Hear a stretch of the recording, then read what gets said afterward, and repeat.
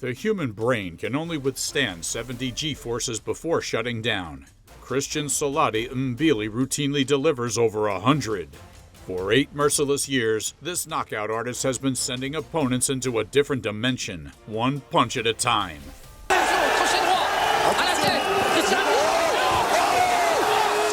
They call him Solide for a reason. When Mbilli steps into the ring, his opponents face a brutal ultimatum: elevate or evaporate. 23 men have chosen the canvas over consciousness, and despite the best efforts of champions and contenders alike, no man born of woman has discovered the formula to tame this beast. Many have tried, all have failed. In the next few minutes, we'll reveal how this Cameroonian-born French destroyer rose through the ranks, built a flawless record, and turned the super middleweight division into his personal demolition zone.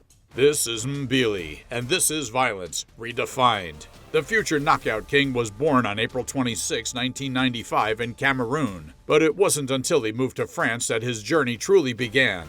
At 15, an age when most boys are still finding themselves, Mbilli found his calling in violence. His raw talent was undeniable. By 2012, he was repping the national team. From the jump, it was clear this kid was built different. Amateur accolades stacked. World Series of Boxing dominated. Over 80 fights later, Mbilli entered the pro game not as a prospect, but as a certified problem. The kind that turns dreams into nightmares. February 9, 2017. The boxing world had no idea what was about to hit it. At 21, Mbilli made his professional debut against experienced Mexican fighter Adrian Arenas. The matchmakers thought they were testing the French prospect. Instead, they were feeding Arenas to a lion. What followed wasn't a boxing match, it was an execution.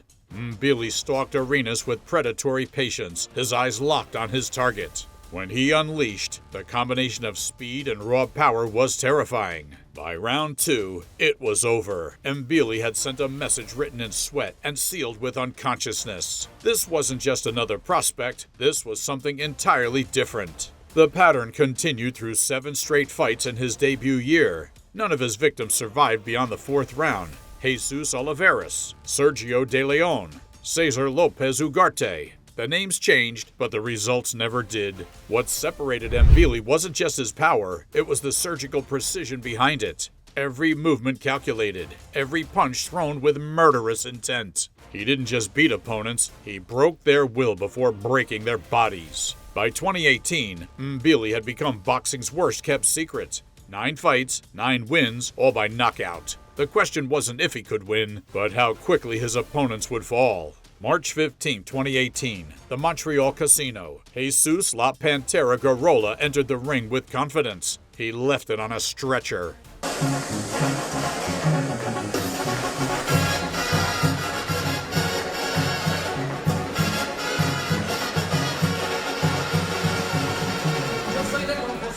Mbilli dismantled him systematically, targeting the body before launching a right hand that separated Garola from consciousness before he hit the canvas. The Mexican fighter didn't just lose, he was transported to another realm. But Mbilli wasn't content with just knockouts, he wanted gold. April 18, 2018 marked his first title opportunity. The vacant WBC Youth World title against Argentina's Marcos Jesus Cornejo. Cornejo brought experience, Mbilli brought devastation. From the opening bell, Mbilli hunted him down like prey. By round 3, Cornejo's corner had seen enough of their fighter absorbing punishment that would change him forever. The referee mercifully waved it off, another body added to Mbilli's growing collection. And standing ovation! Well, 7 rounds to 3. The WBC Youth Intercontinental Middleweight title was next, with Ramon Aguinaga serving as the sacrificial offering.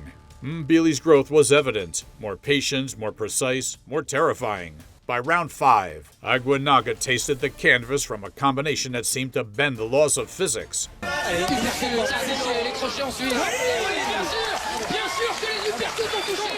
When he bravely rose, it turned out to be a deadly mistake.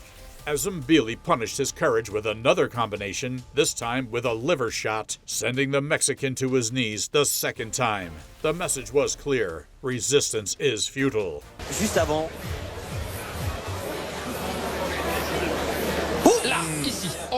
October brought his third title of the year against Luis Pena. What followed wasn't competition, it was public dissection.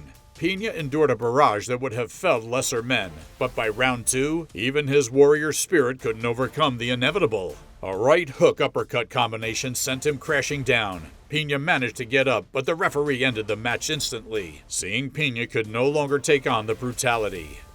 Mais ce qui était impressionnant, c'est son enchaînement. Regardez, vraiment, il y a du Joshua là-dedans, il y a du Joshua. By 2021, Mbilli had evolved from prospect to problem. The super middleweight division had a new boogeyman. Mbilli's record, still flawless, but now the fights are tougher, the name's bigger. September 23rd, the Continental America's super middleweight title on the line. Ronnie Landeta stood opposite Mbilli, unaware he was about to become another highlight.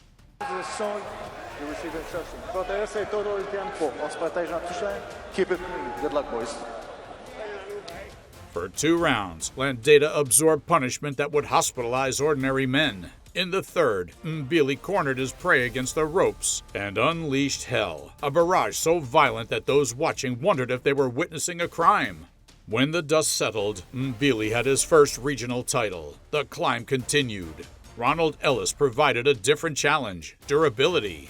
For the first time, an opponent withstood Mbilli's onslaught for all scheduled rounds, but surviving isn't winning. Ellis may have finished on his feet, but the unanimous decision reflected the one-sided beating he endured.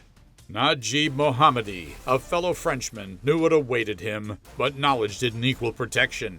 The tension in the match grew as both fighters fired explosive shots at each other. In round 5, Mbilli timed a counter left hook that connected with such concussive force that Mohammadi was unconscious before gravity pulled him to the canvas.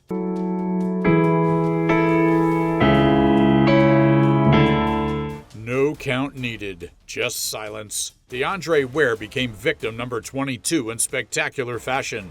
A first-round knockdown was just the appetizer as Mbilli sent Ware to kiss the canvas with a powerful left hook. Ware managed to stand up, but only extended his punishment. Oh, big right slump. Mbilli finished the job in the second round, breaking through Ware's defensive moves. He destroyed him after several attacks with a fatal combination that forced him into the shadow realm. The referee has seen enough.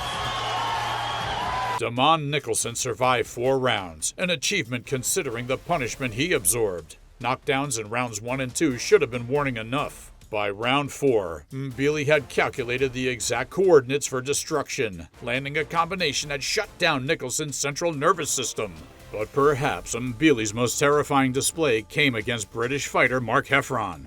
40 seconds. That's all it took. One perfectly placed body shot that rendered Heffron helpless, his body crumpling to the canvas like his internal organs had liquefied. No build-up, no warning, just sudden, violent finality. Left hook that missed. Oh, and that's a Christian Mbilli proved once again he might never be stopped. Blink, and you might miss the moment he sends another soul into orbit. 28 fights, 28 wins, 23 knockouts. The numbers don't lie, but they also don't fully capture the destructive artistry of Christian Mbilli.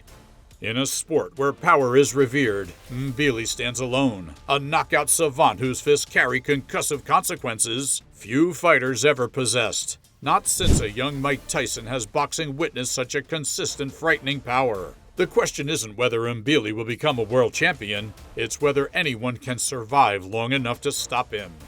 Which Mbilli knockout left you speechless? And most importantly, who's brave enough to be next? Do tell us in the comments. Oh, and smash that like button like Mbilli smashes ribs, and subscribe if you felt the punch. Thanks for watching, and we'll see you in the next round.